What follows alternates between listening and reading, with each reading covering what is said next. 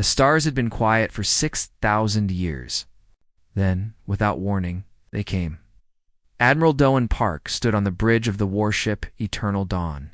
His hands rested behind his back. His eyes watched the main screen. Around him, officers worked at their stations. Nobody spoke. Nobody needed to. They all saw the same thing. 10,000 alien ships filled the darkness of space. They had appeared from nowhere, jumping out of something the scientists called hyperspace. The ships were massive.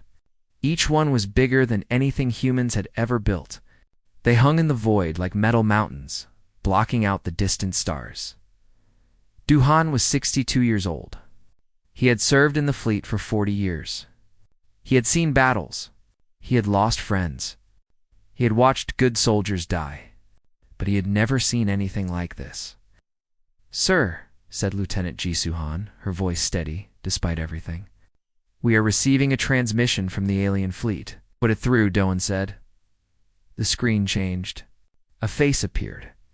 It was not human. The creature had gray skin that looked like old leather. Its eyes were large and completely black.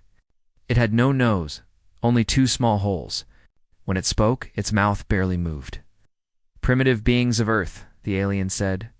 "I am High Commander Rothel of the Velaran Empire. 6,000 of your years ago, we visited your world. We observed you. We marked you. You were nothing then. You are nothing now. You exist because we allow it. Submit to the Empire. Kneel before your masters. This is not a request." The transmission ended. The bridge was silent. Doan did not move. He thought about his wife Yunji, waiting at home in Busan. He thought about his daughter, who had just given him a grandson. He thought about every person on Earth, looking up at the sky, wondering if this was the end. Then he thought about his father, his grandfather, all the generations before them. They had survived wars. They had survived hunger. They had survived everything the universe had thrown at them. They did not kneel. They never knelt. Lieutenant Han Doan said quietly, "Open a channel to the alien commander." "Channel open, sir?" Doan looked at the screen. He spoke 3 words. "Come and take." On the alien flagship, High Commander Rothel stared at his screen in disbelief. No species had ever refused a Velaran demand. In 50,000 years of conquest, every primitive world had submitted immediately. They had seen the size of the Velaran fleet and understood their situation. They had knelt. What did the creature say? Rothel asked his advisor. Overseer Kellum checked the translation. His hands trembled slightly. He said, "Come and take." "It appears to be a challenge." "A challenge." Rothel laughed. It was a cold, harsh sound. These creatures lived in caves when we first found them. They hit each other with rocks. They died from simple diseases. And now they challenge the Velaran Empire? Commander Kellum said carefully, "Our sensors show something unexpected. The humans have ... developed. Developed. They are primitives." What could they possibly develop? Kellum brought up the sensor data. The screen filled with information. Ships. Thousands of human ships in orbit around Earth. Defense stations armed with weapons that produced energy signatures. Cities that stretched across continents. Technology that should have taken them another 50,000 years to discover. Rothel stared at the data. For the first time in his 300-year life, he felt something strange. Something he could not name. Later, he would realize it was the first tiny seed of doubt. "This is impossible," Rothel said. "The data does not lie, Commander." "Then the data is wrong. These are primitives. They cannot have advanced this far. No species advances this far, this quickly. It violates the natural order." On Earth, news of the alien arrivals spread within minutes. People watched the sky. They watched their screens. They waited. In Seoul, Minister Hannah Kwan addressed the United Earth Council. She was 55 years old, with gray streaks in her black hair. She had been a diplomat for 30 years. She had negotiated peace between nations that had hated each other for centuries. But this was different. This was humanity's first contact with alien life. and it had begun with a demand for submission. "We have received their message," Hannah said to the council. "They want us to kneel. They believe we are weak. They believe we are primitive. They believe wrong." In a research facility under the mountains of Gangwon Province, Dr. Unibeek studied the alien ships through a telescope feed. She was 38 years old, brilliant, and had not slept in 2 days. Her team worked around her, analyzing every piece of data they could gather. "Their technology is advanced," Yuna said to her assistant, a young man named Junho. "What?" "But not as advanced as they think. Look at their engine signatures. They use a form of fusion drive. We developed that 30 years ago. Their weapons are powerful but predictable. They follow patterns we can analyze. Can we fight them?" Yuno asked. Yuno was quiet for a moment. "We can try, and trying is what humans do best." Back on the Eternal Dawn, Captain Taiho Shin walked through the corridors toward the fighter bay. He was 32 years old, tall and lean, with a scar across his left cheek from a training accident. He was the best pilot in the fleet. Everyone knew it. He knew it too, but he tried not to be annoying about it. The pilots were waiting for him. Young men and women, some barely 20 years old. They looked scared. They had every right to be scared. Taiho stood before them. He did not give a long speech. He was not good at long speeches. "It's those aliens up there," he said. "They think they own us. They think we are going to bow down and serve them. They think we are afraid." He paused. "Are we afraid?" Nobody answered. I asked a question. "Are we afraid?" "No, sir," the pilots shouted. Taiho smiled. It was not a nice smile. It was the smile of a man who had made peace with death and decided to make death regret it. "Good, because fear is a choice. And today, we choose something else. We choose to fight. We choose to stand. And if we die on our feet, not on our knees. Now get to your ships. We have aliens to welcome." Pilots ran to their fighters. Engines roared to life. The bay doors opened to the cold darkness of space. Above Earth, 2 forces faced each other. One had conquered 1,000 worlds. The other had never left their own solar system. But the Velarin had made a mistake. They had judged humanity by what they were 6,000 years ago. They did not understand what 6,000 years of struggle, suffering, survival had created. They were about to learn. Admiral Doan Park looked at his crew. They were ready. Earth was ready. "All ships," he said calmly. "Hold the line. The first war between humans and aliens was about to begin."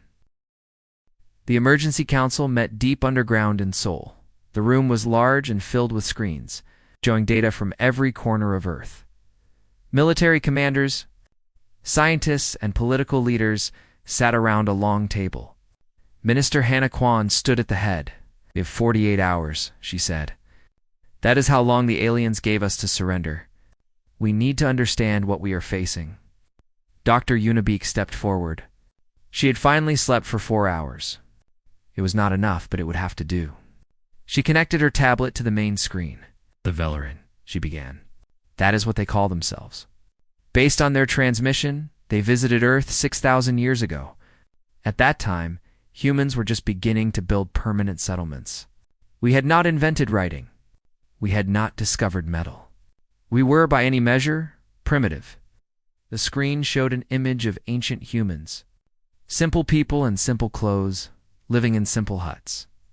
The Velarin logged us as a seeding planet. This means they planned to return when our population grew large enough to be useful as slave labor. They expected this to take at least 50,000 years. They were wrong by about 44,000 years. General Woojin Choi, commander of Earth's ground forces, leaned forward. "How did we catch up so fast?"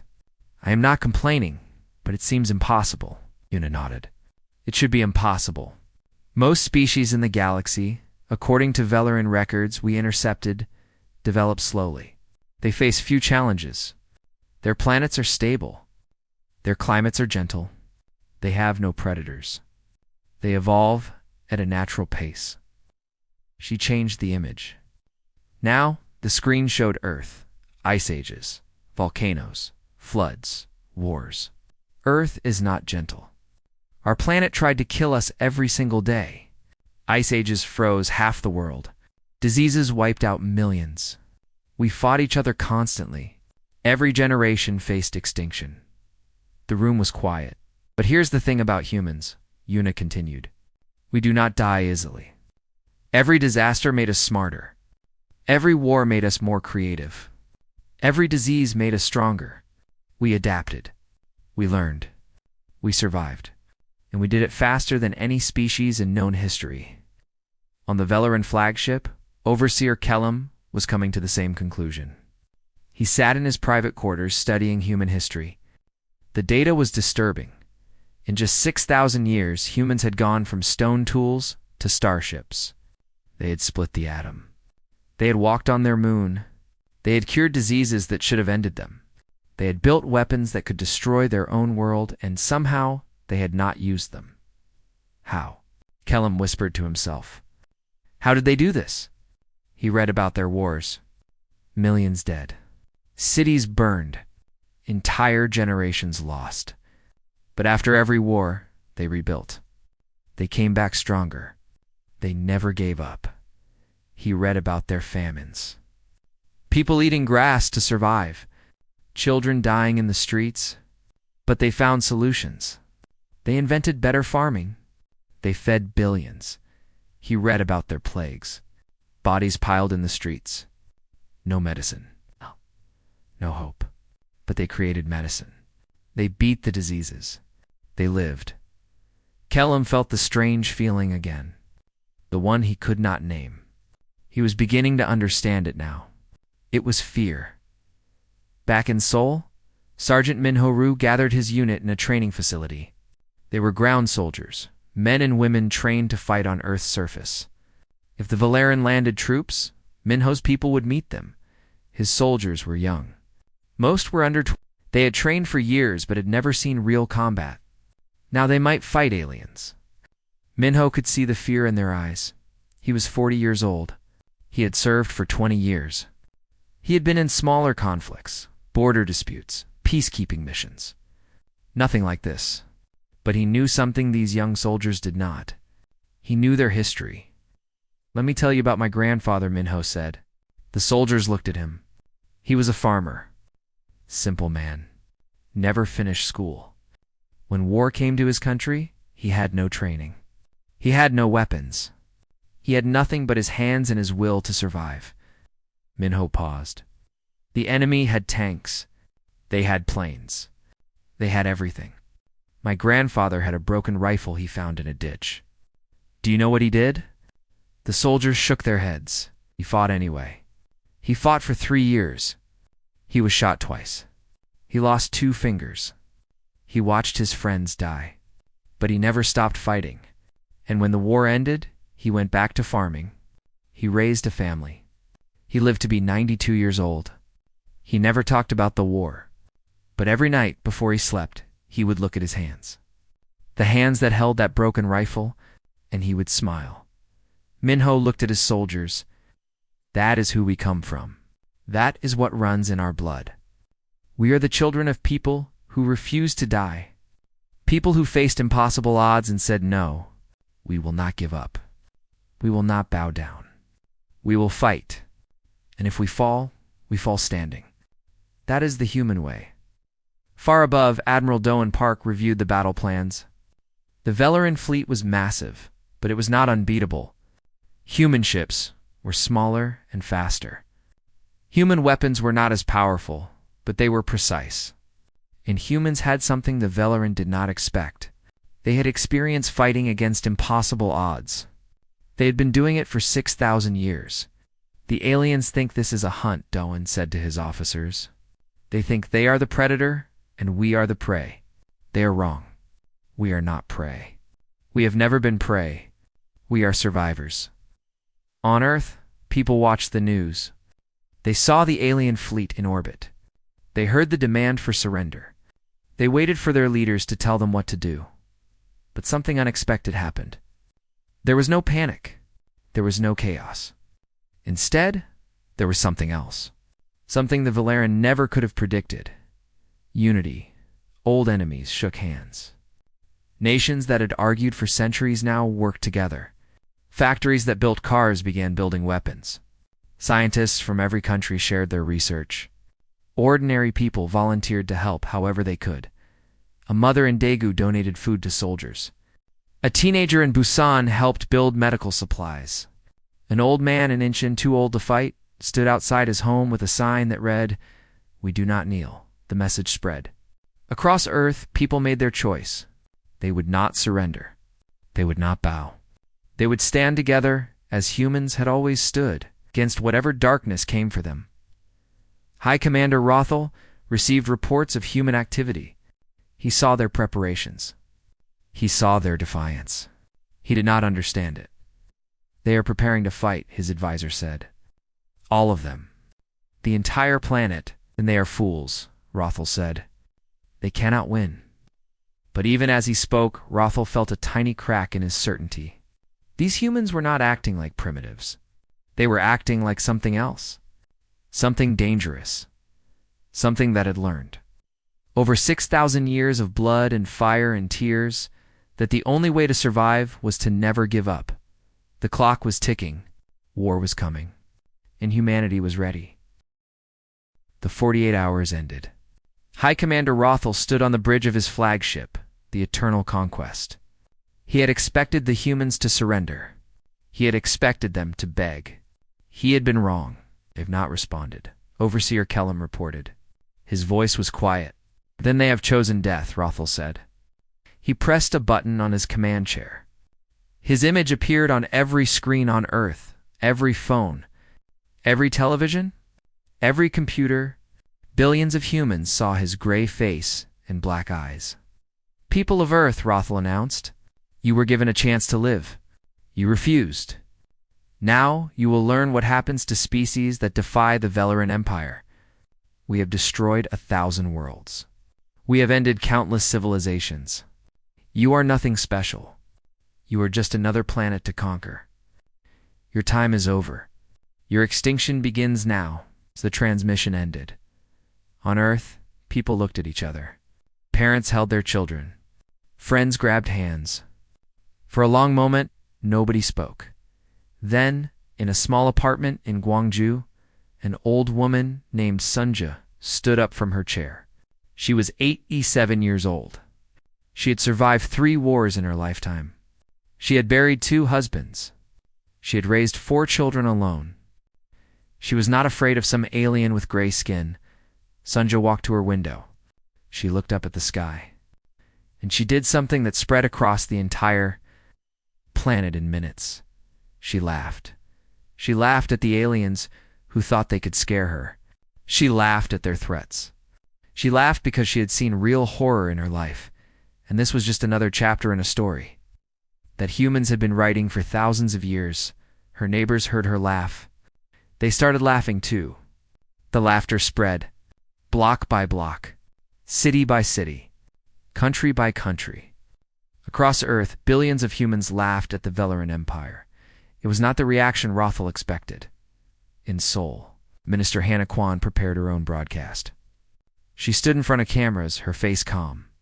Behind her, the flag of United Earth hung on the wall. "People of Earth," she said, "you have heard the alien threat. They say we are nothing special. They say we will be destroyed. They say our time is over." She paused. "They are wrong." Her voice grew stronger. 6,000 years ago, we were cave dwellers. Today, we reach for the stars. We have survived ice ages. We have survived plagues. We have survived our own worst impulses. We are still here. And we will still be here when these aliens are just a memory. She looked directly into the camera. "To the Velaran Empire, I have one message. You should have left us alone. You should have forgotten about Earth, because now you have our attention. And throughout history, the one thing more dangerous than humans fighting each other is humans fighting together. You wanted a war.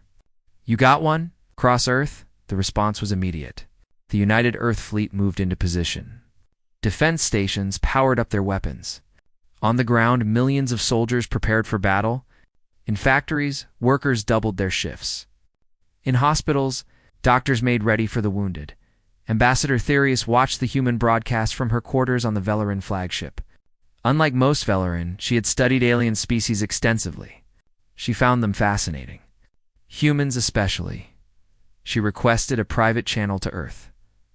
After some negotiation, she was connected to Minister Hannah Kwan. "Why are you contacting me?" Hannah asked. Her voice was suspicious, but curious. "I want to understand," Theri said.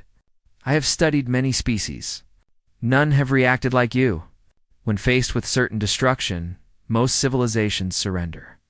They accept their fate. But you laugh. You prepare to fight. Why?" Hannah thought for a moment. "Do you know what makes us human? It is not our intelligence. Other species are intelligent. It is not our technology. Other species have better technology. It is something else. Something you cannot see on a scanner or measure in a laboratory. What is it?" "We refuse to accept fate," Hannah said. "Every time the universe told us we would die, we said no. Every time nature tried to destroy us, we fought back. It is in our blood. It is in our bones. We cannot surrender because we do not know how. We were not built for giving up." Tharis was silent for a long moment. "You may still lose." "You might," Hannah agreed. "But we will make you remember us. Every species in the galaxy will know what happened here. They will know that humans did not go quietly. And maybe, just maybe, that will inspire others to stand up too." The first battle began 3 hours later. The Velarin sent a vanguard fleet of 500 ships to test human defenses. High Commander Rothel expected quick victory. He expected the primitive humans to crumble at the first real attack. Admiral Doan Park watched the enemy approach on his screen. His fleet was outnumbered 5-1. His ships were smaller. His weapons were weaker. But he had something the Velarin did not. He had Captain Taiho Shin Taiho. Led the fighter squadrons directly into the enemy formation. It was a crazy move. Suicidal, some would say. But Taiho had studied the Velarin patterns. He knew their weaknesses. And he knew that the one thing they did not expect was a direct attack. "All fighters," Taiho said over the radio, "follow me. Stay close. Hit hard. And whatever you do, do not stop moving." The human fighters dove into the Velarin fleet like small fish attacking sharks. They were too fast to hit easily. They targeted weak points that Dr. Unibeek had identified. Engine ports, sensor arrays, shield generators. One by one, Velarin ships began to fail. On the ground, Sergeant Minho Ru watched the battle on a screen with his soldiers. They cheered every time a Velarin ship exploded. They groaned every time a human ship was lost. But mostly, they watched in amazement. The humans were winning. After 6 hours of fighting, the Velarin vanguard retreated. They had lost 200 ships. The humans had lost 50. It was not a perfect victory. Good people had died, but it was a victory nonetheless. High Commander Rothel stared at the reports in disbelief. "This is impossible," he said. "The humans fought better than expected," Kellum said carefully. "Better than expected. They are primitives. How can they defeat our ships?" Kellum did not have an answer. But he was beginning to understand something. The Velarin had made a terrible mistake. They had awakened something they did not understand. Something that had spent 6,000 years learning how to fight. How to survive. How to win against impossible odds. They had awakened humanity. And humanity was just getting started. The war lasted 8 months. 8 months of blood. 8 months of fire. 8 months of death and courage and sacrifice. The Velarin did not make the same mistake twice. After their first defeat, they attacked with full force. Thousands of ships against hundreds. Superior weapons against human courage. They pushed the human fleet back toward Earth, destroying ships and stations along the way.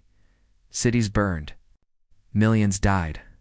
The sky above Earth was filled with the light of explosions. Every day brought new losses. Every night brought new funerals. But the humans did not break. Dr. Unibeek worked in her underground laboratory without rest. Her team captured pieces of destroyed Velarin ships. They studied them.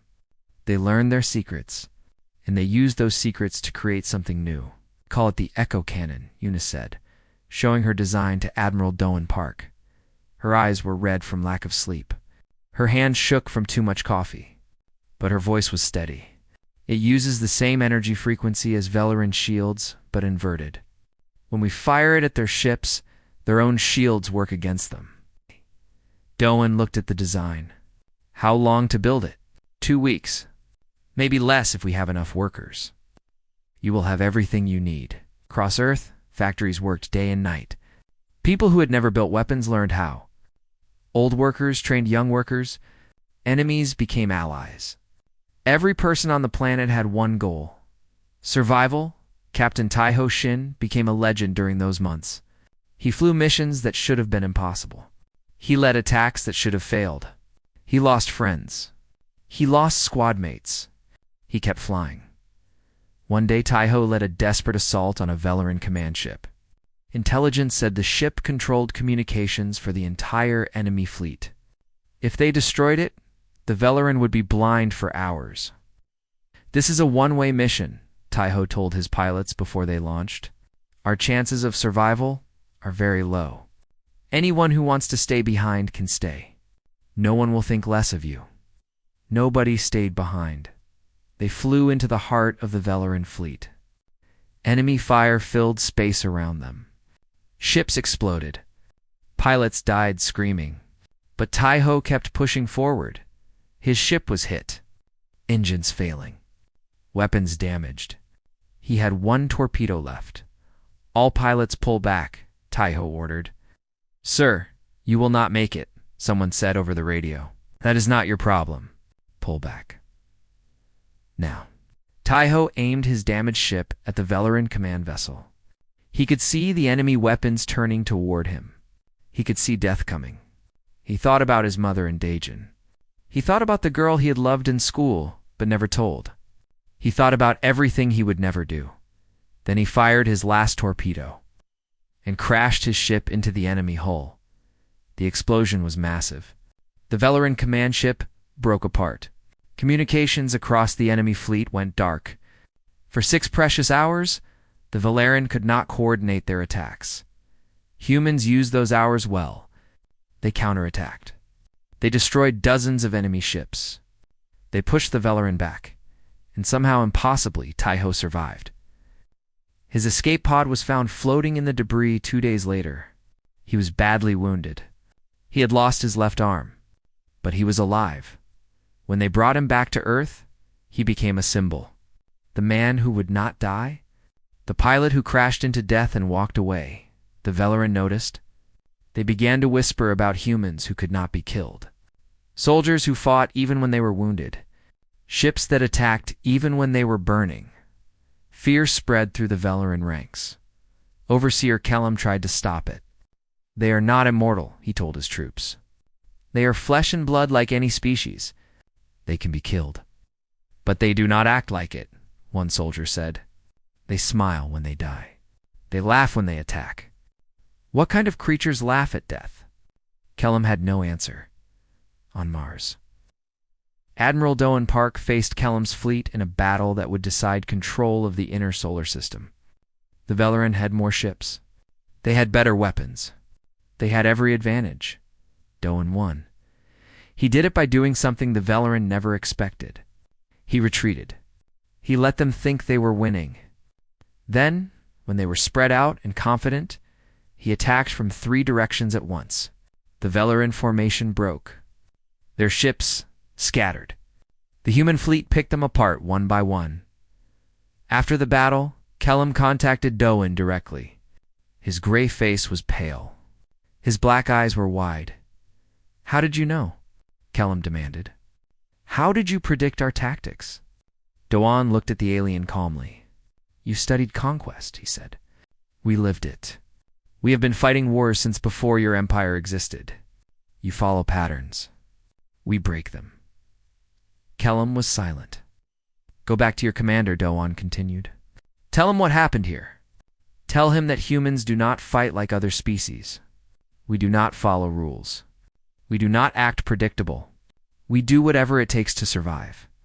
And we have been doing it for 6,000 years. The months continued. More battles. More losses. More victories. Sergeant Minho Rue fought on the ground. When Velaran troops landed on Earth, he lost half his unit in the first week. He kept fighting.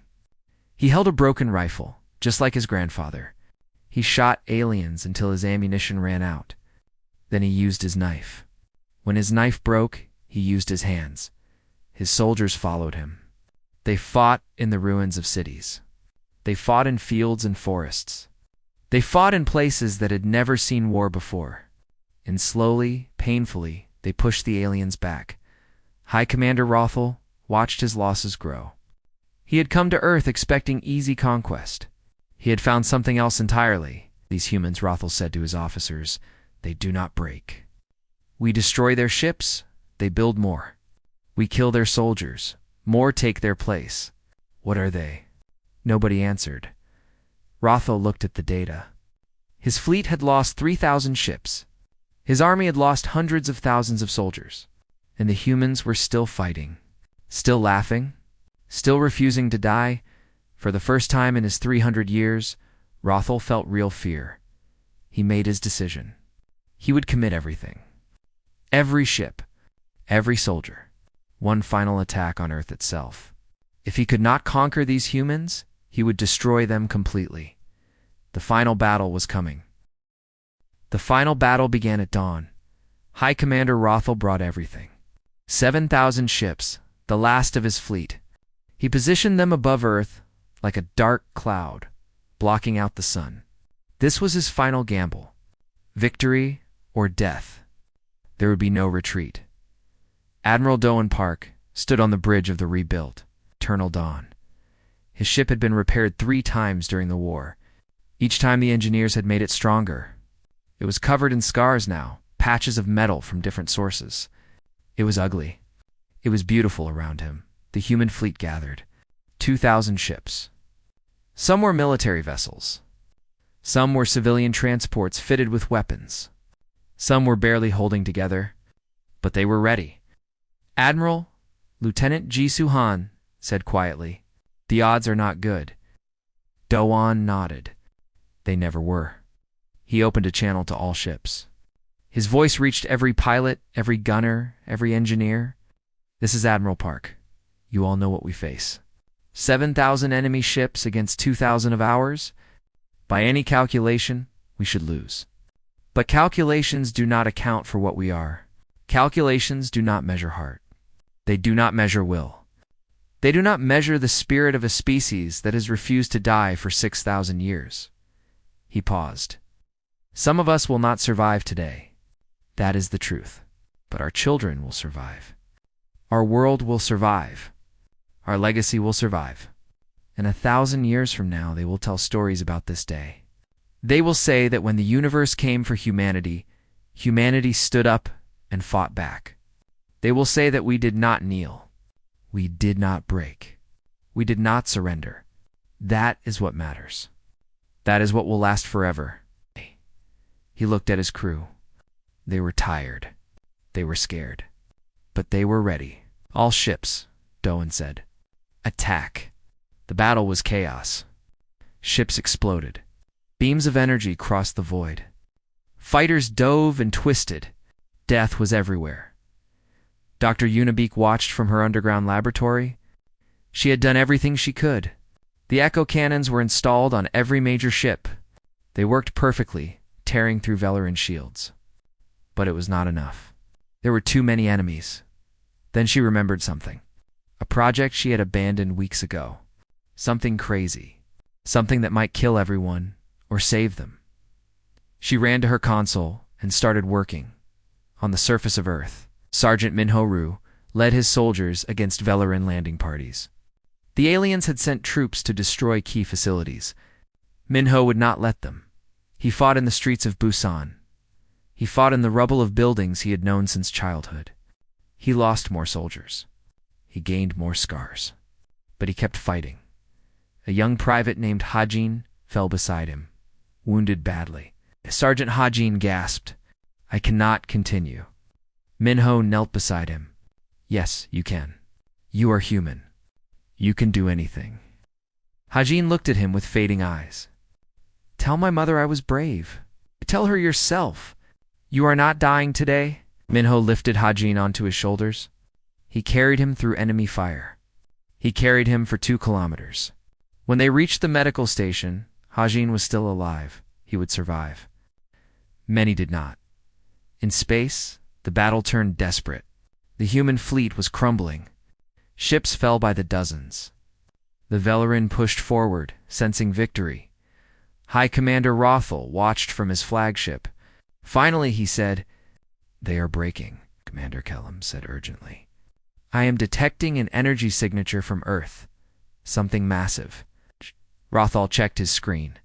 The readings were impossible. The energy levels were higher than anything he had ever seen. Higher than a star. Higher than anything should be. "What is that?" he demanded.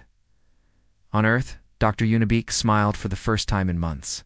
Her crazy project worked. She had combined Velarin energy technology with human nuclear power. The result was a weapon unlike anything in the galaxy, Mr. Quan Yuna said over the radio. The weapon is ready. Hana Quan stood in the command center. Around her, screens showed the dying human fleet. Good people dying every second. She made her decision. Fire it. A beam of light erupted from Earth. Pure white. Blindingly bright. It shot into space like a spear thrown by a god. It hit the center of the Velarin fleet. Ships vanished. Not exploded. Vanished. The energy wave spread outward, destroying everything in its path. 2,000 Velarin ships disappeared in seconds. The remaining Velarin fleet froze. They had never seen anything like this. They had never imagined anything like this. Admiral Doan Park saw his opportunity. All ships advance. Everything we have. The human fleet, battered and bleeding, surged forward. They attacked with everything: missiles, cannons, fighters, even damaged ships, rammed into enemy vessels. The Velarin broke. Not their ships. Their spirit. For the first time in their history, Velarin soldiers fled. Rothel watched in horror as his fleet scattered. "No," he screamed. "Fight, you are Velarin. You do not run." But they ran. Only Rothel's flagship remained, facing the eternal dawn alone. A message came through. "Admiral Park," Surrender Doan said simply. Rothel stared at the human on his screen. This creature from a primitive world, this being that should have been a slave, he had lost everything. His fleet, his conquest, his pride. "You were supposed to kneel," Rothel said. "We do not know how," Doan replied. "Surrender." Final offer. Rothel considered dying in battle. It was the Velarin way. But then he thought about all the soldiers who had followed him, all the lives already lost. What would more death prove? He lowered his head. "I surrender." The war was over. In the days that followed, Ambassador Thyres negotiated peace. The Velarin Empire agreed to leave human space forever. They agreed to release all conquered species in their territory. They agreed to recognize Earth as a sovereign world. Thyres met with Minister Hana Quan one final time. "You have changed everything," Thyres said. "The galaxy will never be the same." "Good," Hana replied. "It needed to change. Other species will hear about what happened here. Species that thought resistance was impossible. You have given them something dangerous." "What?" "Hope." Hana smiled. "That is what humans do. We give hope where there was none. We stand when others kneel. We fight when others surrender. It is who we are." Thyres nodded slowly. "I think the universe was not ready for your species." "Probably not," Hana agreed. "But here we are anyway." The Velarin fleet departed. Earth began to rebuild. Admiral Doan Park retired to spend time with his family. Captain Taiho Shin, with his new mechanical arm, returned to flying. Sergeant Minho Ru went home to farm, like his grandfather before him. Dr. Unibeek finally slept. And across the galaxy, species heard the story. The story of humans who refused to kneel, who stood against an empire, who won, Earth looked up at the stars now, not with fear, but with confidence. They had proven something. Something important. The universe was vast and dangerous, but humanity had earned its place in it. Not through conquest, not through cruelty. Through courage, through unity. Through the simple refusal to give up, they were unshaken, unbowed, unbroken, and they were just getting started.